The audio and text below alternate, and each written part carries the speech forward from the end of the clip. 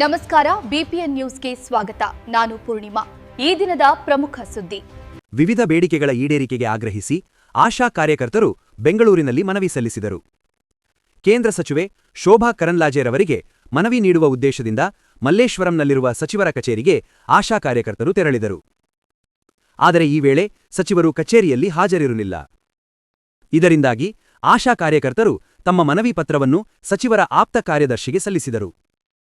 ವೇತನ ಹೆಚ್ಚಳ, ಉದ್ಯೋಗ ಭದ್ರತೆ ಸೇರಿದಂತೆ ಹಲವು ಪ್ರಮುಖ ಬೇಡಿಕೆಗಳನ್ನು ಮನವಿಯಲ್ಲಿ ಉಲ್ಲೇಖಿಸಿ ತಕ್ಷಣ ಕ್ರಮ ಕೈಗೊಳ್ಳುವಂತೆ ಒತ್ತಾಯಿಸಿದರು. ಸಚಿವರ ಗಮನಕ್ಕೆ ವಿಷಯವನ್ನು ತಲುಪಿಸುವುದಾಗಿ ಆಪ್ತ ಕಾರ್ಯದರ್ಶಿ ಭರವಸೆ ನೀಡಿದ್ದಾರೆ. ನಾವು ಕರ್ನಾಟಕದ ಆಶಾ ಕಾರ್ಯಕರ್ತೆಯರ ಸಂಘದಿಂದ ಬಂದಿದ್ದೀವಿ. ಮೇಡಮ್ ಶೋಭಾ ಕರಂದ್ಲಾಜೆ ಮೇಡಮ್ಗೆ ನಮ್ಮ ಮನವಿ ಪತ್ರನ ಸಲ್ಲಿಸೋದಕ್ಕೆ ಬಂದಿದ್ದೀವಿ. ಮತ್ತೆ ನಾವು ILO ಪ್ರಕಾರ ಅಂದ್ರೆ ಇಂಟರ್ನ್ಯಾಷನಲ್ ಲೇಬರ್ ಆರ್ಗನೈಸೇಷನ್ ಕಡೆಯಿಂದ ಮಿನಿಮಮ್ ವೇಜಸ್ 28,000 ಐತೆ. ನಮ್ಗೆ ಆಶಾ ಕಾರ್ಯಕರ್ತರಿಗೆ ನಮ್ಮನ್ನ ಕಾರ್ಮಿಕರು ಅಂತಾನು ಸಮೇತ ಪರಿಗಣಿಸಿಲ್ಲ. ಅದಕ್ಕೆ ಅಟ್ಲೀಸ್ಟ್ ನಮ್ಗೆ ಮಿನಿಮಮ್ ವೇಜಸ್ ಎಷ್ಟಿದೆಯಾ ಅಷ್ಟನ್ನಾದ್ರೂ ನಮ್ಗೆ ಈ ಸರ್ಕಾರ ನಮ್ಗೆ ಕೊಡ್ಲಿ ಅಂತಂದು ಕೇಳ್ಕೊಳ್ಳೋದಕ್ ಬಂದಿದೀವಿ.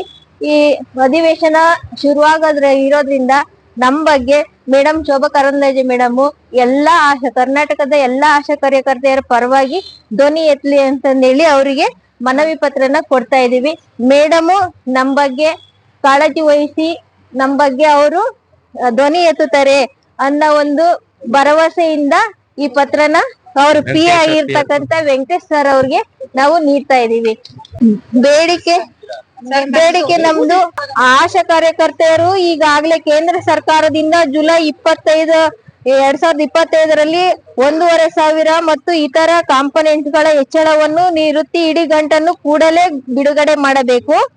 ಆಶಾ ಕಾರ್ಯಕರ್ತೆಯರನ್ನು ಸರ್ಕಾರಿ ನೌಕರರೆಂದು ಪರಿಗಣಿಸಿ ಅಲ್ಲಿವರೆಗೂ ಇಂಟರ್ನ್ಯಾಷನಲ್ ಲೇಬರ್ ಆರ್ಗನೈಸೇಷನ್ ಶಿಫಾರಸಿನಂತೆ ಕಾರ್ಮಿಕರಿಗೆ ನೀಡುವ ಕನಿಷ್ಠ ವೇತನವನ್ನು ಜಾರಿಗೊಳಿಸಬೇಕು ಮತ್ತು ಆಶಾ ಕಾರ್ಯಕರ್ತೆಯರ ನಿವೃತ್ತಿ ಇಡಿಗಂಟನ್ನು 5 ಲಕ್ಷಕ್ಕೆ ಹೆಚ್ಚಿಸಬೇಕು.